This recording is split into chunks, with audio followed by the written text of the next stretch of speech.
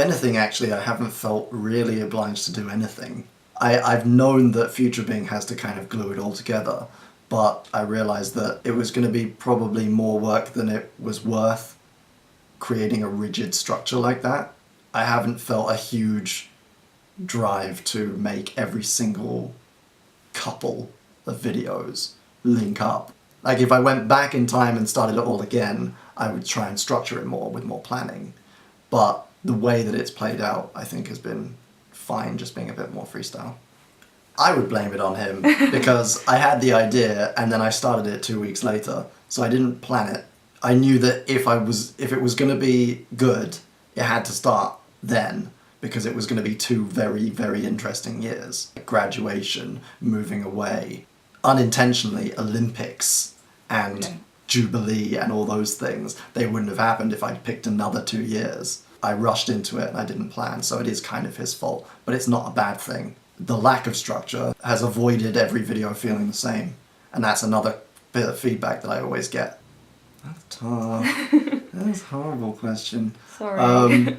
Yeah, I think it has to fall to Past Being first. The amount of structure I can put into it has been limited by how planned out the existing videos were. Every decision or compromise that I've made has been based on the video content that was already fixed. I never really imagined that as a scenario, because I knew that there was no, like, after I'd made a certain amount of Past Beings, I knew there was no going back. Because of the way that it was made, even down to the intros being like, hey Past Being, hey Future Being, how's it going? The fact that I'm addressing my future self and making them with that project in mind meant that if I gave up, they would be completely worthless. Yeah, I guess. Structure-wise, the responsibility is Past Being. He forces a commitment onto me, no matter what the compromise, keep it regular. So it has been at times that I can't do anything up to scratch, but I have needed to keep it going. He's in control. He's the boss of you. Yeah, he's the boss of me, but only for another like 15 days. It would have value because it would still be a year of my life documented, but it would have to be presented, unfortunately, as a project that didn't get completed. There's no way without sacrificing huge chunks of the content that I could have tried to parcel it like I'd planned it that way. So I wouldn't have wanted to do that. I would have had to upload them and said this was supposed to be part of a whole that never got finished. And you'll just have to bear with all the references to things that won't exist. I don't think people would interact with it. I don't think people would really enjoy it. I already know from stats and feedback that people find Past Being generally less engaging. They already interact less with Past Being's videos than Future Being's.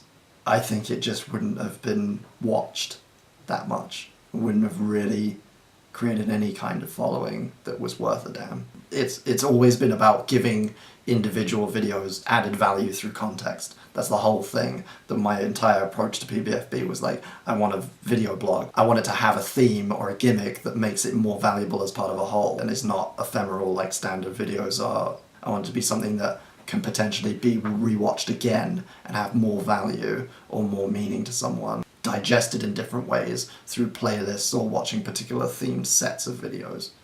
Business-wise, I would have missed out on a very, very loyal following. PBFB is the only real attempt at a personal thing that I've ever put out on the internet, and it's been the most personal it could possibly be, bar me crying on camera. There were moments. There were moments, but it's provided the very inner core of people who follow me on the internet a very, very personal and intimate view on my life, and as a result, they are very, very loyal and very engaged and very open to new projects.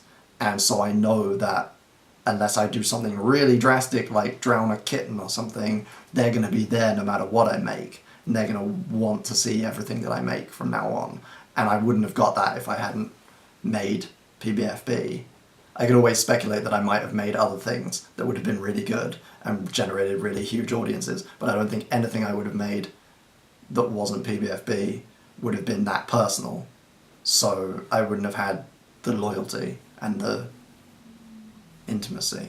Well, yeah, one of the reasons I did it was that I thought that the idea of growth and change was something that resonated with everyone. And I've been proven right, because so often a video will get comments like, this happened to me, or this felt so personal to me, even though it's you, or just that people are really connected with my life, or they know my friends, they feel like they know people when they don't. And that's kind of a dream connection that people try to make when they're making this kind of thing. When I watch a past being, I'm consciously placing it before everything, because I know when it happened and I experienced it when it happened. So it's like a trip down memory lane. But for viewers watching it fresh, they are getting it, that's new information to them on that day. So I can't really speak to it because I don't know. I figured that the lack of structure actually makes it worse for them. And I think that's probably one of the reasons Past Bing is less popular than Future Bing. Maybe. He doesn't know what's coming, but Future Bing knows everything that's happened. Future Bing can pontificate with far more authority than Past Bing can.